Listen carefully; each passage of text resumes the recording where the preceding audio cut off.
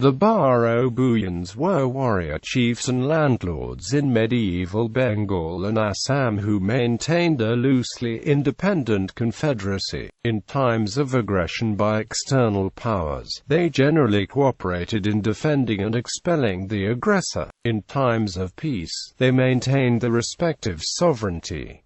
In the presence of a strong king, they offered their allegiance. In general, they were in control of a group of villages, called Katla, and the more powerful among them called themselves Raja. Baro denotes the number 12, but in general there were more than 12 chiefs landlords, and the word Baro meant many. Thus, Bhuyan Raj denoted individual Bhuyanship, whereas Baro-Bhuyan denoted temporary confederacies that they formed. In Bengal they carved the land of Bhati into 12 administrative units and Wad is Bangla. The system of Baro-Bhuyan confederacy is a relic of the erstwhile Kamarupa kingdom that covered all of Assam, North Bengal and large portions of Bangladesh. The parcelization of power, which was an effect of settling North Indian adventurers, became prominent during the 9th century reign of Balavarman III of the Mughal dynasty. Whereas the central Kamarupa kingdom fragmented, the system of small chieftains remained. In Bengal as in Assam, the Baro-Bhuyans are found in regions within the traditional boundaries of the Kamarupa kingdom. In Assam, the Baro-Bhuyans occupied the region west of the Kachari kingdom in the south bank of the Brahmaputra river, and west of the Satiya kingdom in the north bank. They were instrumental in defending against aggressors from Bengal, especially in defeating the remnant of Alauddin Hussain Shah's administration after 1498.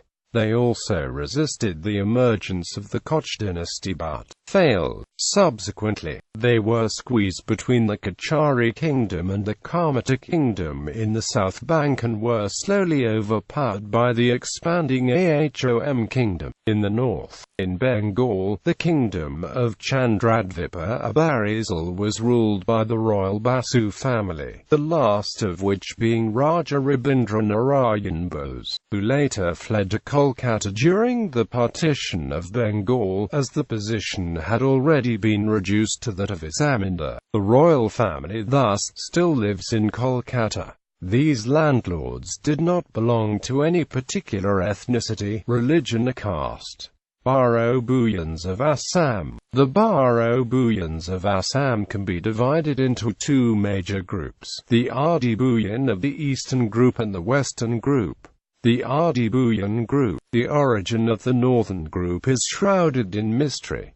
The original group is often referred to as the Adi-Bhuyan or the progenitor Bhuyans. The Adi-Bhuyans are said to have been already ensconced in the region west of the Satiya kingdom when Sukafar established the Ahom kingdom in 1228. According to legend, two brothers, Santanu and Sumanta, had 12 sons each, and they formed the original Baro-Bhuyan and Saru Baro-Bhuyan. The Saru Baro-Bhuyans emigrated to the Nagaon district soon after. The Baro-Bhuyans fought with and withstood the might of the Satya as well as the Kachari kingdoms. They joined the Ahom king Suhung Mung's expeditions against the Satya and the Kachari kingdoms. Pleased with the help, the Baro-Bhuyans were established as tributary feudal landlords in the north bank. During the first expedition of Chilere against the Ahom kingdom, aligned with the Ahoms, but during the second expedition they aligned with the Kochas. This group was finally subjugated by Pratap Singh in 1623, who relocated them to the south bank of the Brahmaputra. The Saru-Bhuyans, who had moved west after the conflict with the Baro-Bhuyans, trace the genealogy of Kandavara to Kanvihara, the eldest son of Sumanta, but this is not given credence.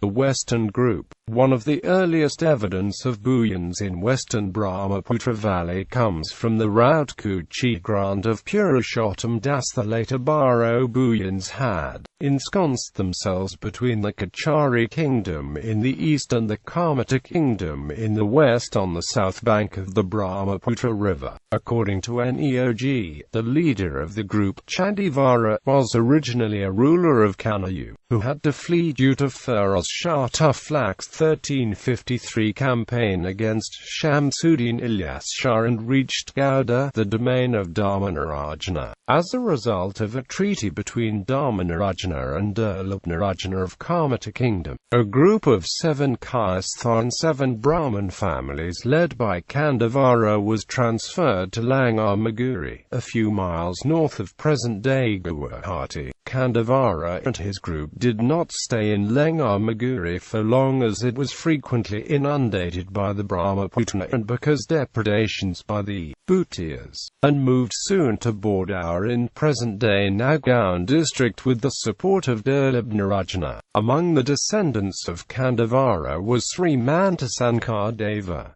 A second group of 5 Bhuyans joined the Kandavara group later. In due course, members of these Bhuyans became powerful. Alauddin Hussain Shah, who ended the Khen dynasty by displacing Nilambar in 1498, extended his rule up to the Barnadi River by defeating Harip Narayan, who was a descendant of Gandharva, a Bhuyan from the second group established by Durlabnarajana at Bauzi, among others. The Baro-Bhuyans retaliated and were instrumental in ending the rule of Alauddin Hussain Shah via his son Daniel. But very soon, the rise of Viswa Singh of the Koch dynasty in Kamata destroyed the hold in Kamrup and squeezed those in the Nagaon region against the Kacharis. To their east, they had to relocate to the north bank of the Brahmaputra in the first quarter of the 16th century, to a region west of the Baro-Bhuyan group. The increasing Koch and Ahom conflicts further ate the way at their independence and sovereignty.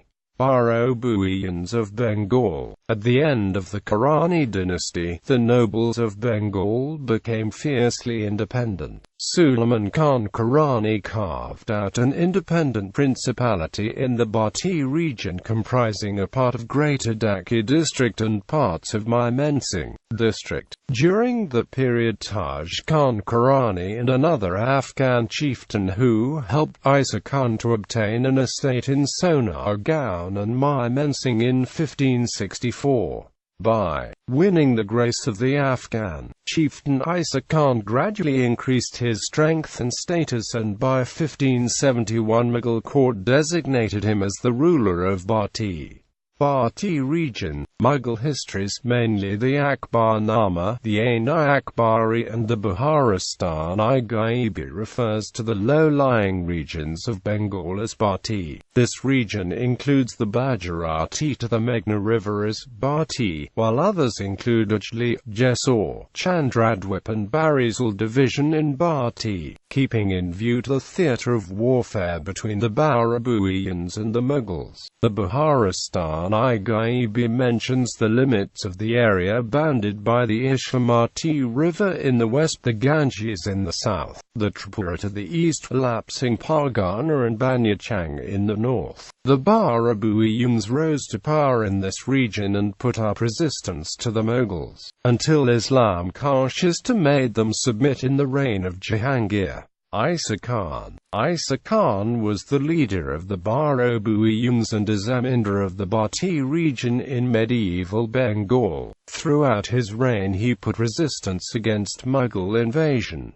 It was only after his death, when the region went totally under Mughals, the Jesuit mission who sent to Bengal managed to identify that 3 of the chieftains were Hindus. They were Bakla of Bakarganj, Sripur of southeastern Dhaka, and Chandekan of Jessore, while the rest were Muslims. During Isa Khan's rule, which in following decades N.K. Batazali managed to identify some of them, which consisting Uthman of Burkinagar, Mazam Khan Kabuli of Chatmagar in Pabna, Madhu Ray of Kalsi, Raja Ray of Shahzadpur in eastern Pabna, the Ghazi family in Bolon Dhaka, which consisted Faisal Ghazi with his son and inheritor Bahadur Ghazi, along with Sona Ghazi and Anwar Ghazi, Pahlawan of Matang in southwestern Sylhet, Nabad, maiden of Chandra Pratap, Ram Chandra of Bakla,